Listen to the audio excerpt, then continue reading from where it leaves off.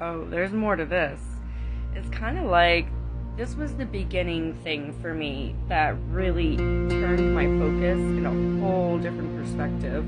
So that SUV, it followed me 3 counties is where I left off at. And we must have went at least 30 turns together. And I went down all kinds of roads. I went through parking lots. And I really wanted to know who they were. They wanted me to see that I wasn't crazy, but they weren't ready for me to find out who they were. Did a lot of thinking about it, and it didn't happen for quite some time until I moved down here where I'm at today.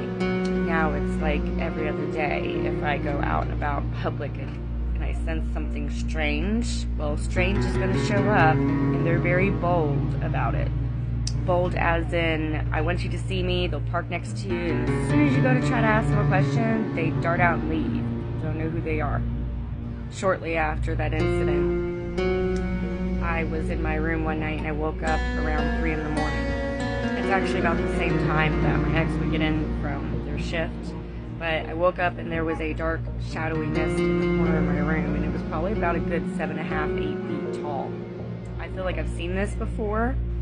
Shadow man, hat man maybe, but it was very tall and I couldn't see through it. I remember I was scanning the room and I'm like, okay, wait a minute, that's really dark over there, and it started gliding across the end of my bed. I closed my eyes really tight and I'm like, in the name of Jesus Christ, because that's the advice I was given before by a priest when I was younger, because the house that I grew up in was quite active. And that was the last time that I saw this entity. I opened my eyes and it is literally at my bedside, literally. And before I could even think or anything, I was trembling with so much fear, or maybe I could feel the energy coming off of it. It was intense. It grabbed me and I started convulsing like a seizure.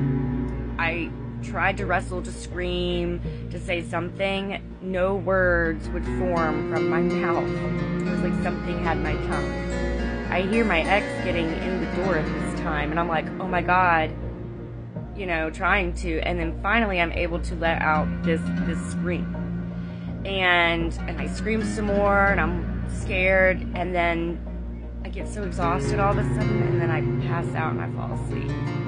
I'm awoke by the door opening to my room, and I'm frustrated that nobody ran to my help. And then I remember that this happened before when I was a kid, that there was an incident when I screamed. It was like I was in another place and nobody could hear me.